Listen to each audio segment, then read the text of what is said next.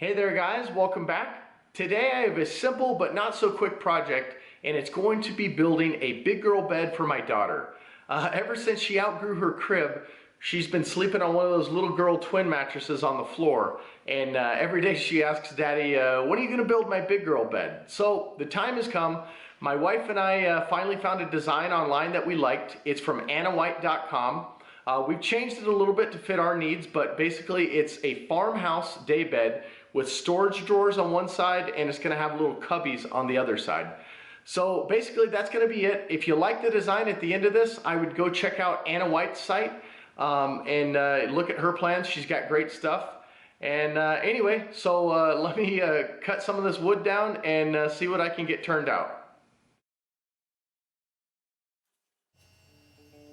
The first step in making the cubbies and drawer sections of the bed was to mark and measure where the dividers were going to go. As you can see, I'm using 2 spacers and then just using a scrap piece of the material to identify the thickness.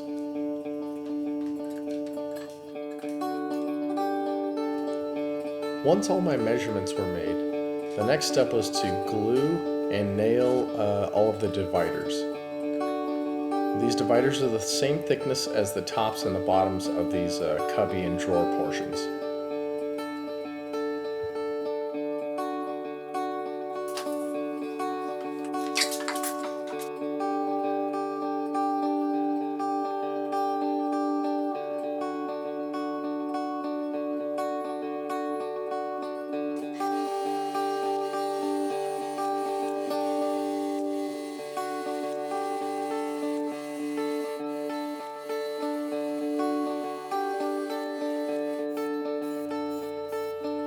After the main assembly with nails and glue, I've pre-drilled all my holes and I'm just adding screws now to add strength.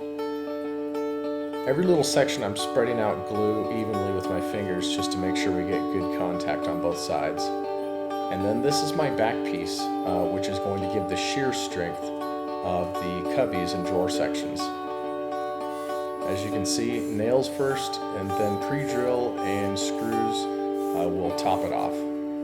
This piece won't get painted because it's going to be on the inside of the bed and always covered up by a mattress.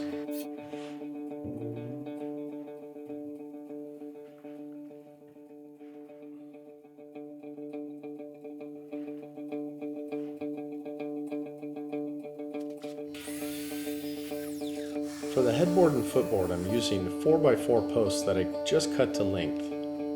And then I'm going to rip them on the table saw to reduce them just a little bit to thin them out basically. Next I'm cutting the 3/4 inch plywood to fit in the space in between each 4x4 that will eventually be clad with some other material to kind of make the decorative headboard and footboard.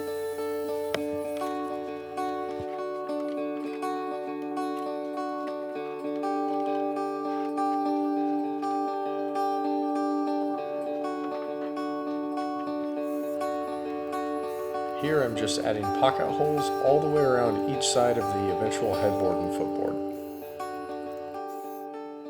So you just saw me drill all the pocket holes and cut these headboards out. The one mistake I made is I actually drilled all the pocket holes and the headboard was way too wide. So I had to rip one of the sides down. But now basically I've got them set here on some little 2x4 or 2x3 spacers, and then I'm going to attach them to my posts with some pocket screws. I've got glue on the sides, and basically all I need to do is just attach them now.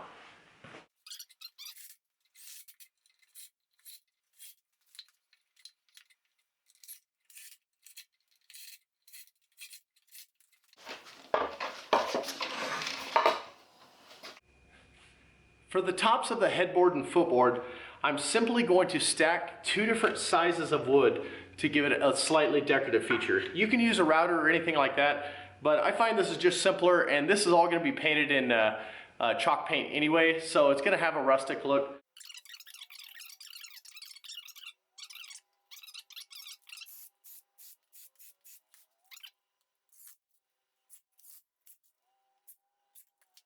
And there you have it, kind of a nice little decorative feature very easily.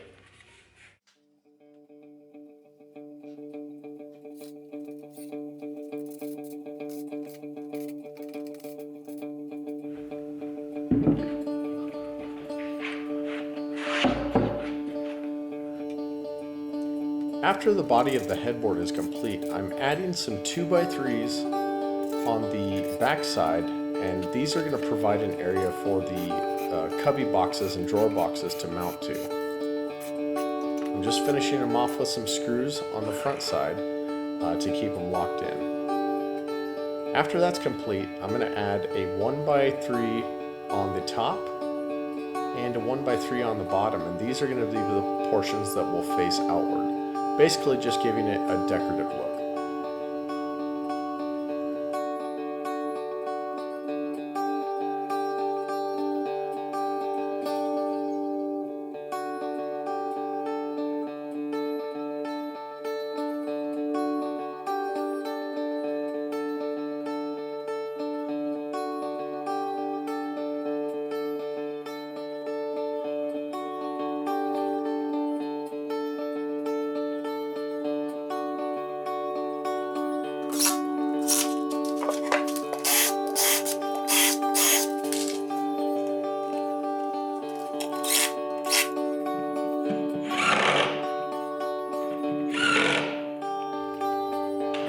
Once my drawers were finished, I worked on the guides on the inside.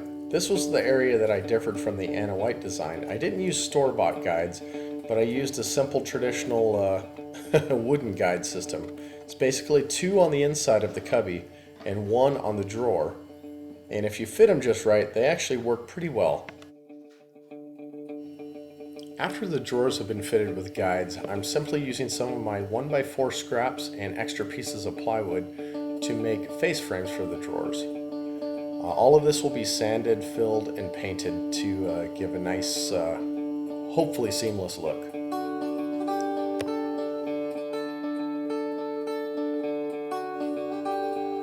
After finishing filling all of the pocket holes and other little gaps and voids and sanding the whole thing, my wife volunteered to paint the entire bed in chalk paint. It gave a really nice look, but was a little bit difficult to work with. Following, I think about 3 coats of chalk paint, we did wax it and buffed it to keep any of the chalk paint from coming off. But overall, we were really pleased with the finish.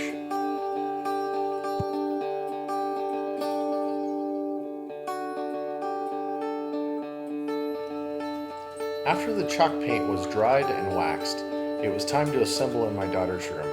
As you can see, the open cubbies are going to go towards the wall since we don't plan on using those too much, but the drawers will face out. I attached all 4 corners with 2-inch screws and then set the drawers in place. They seem to slide pretty well. Once the drawers are in place, you'll see that middle space that's open. I just used some scrap boards to put in there. That's just the void space.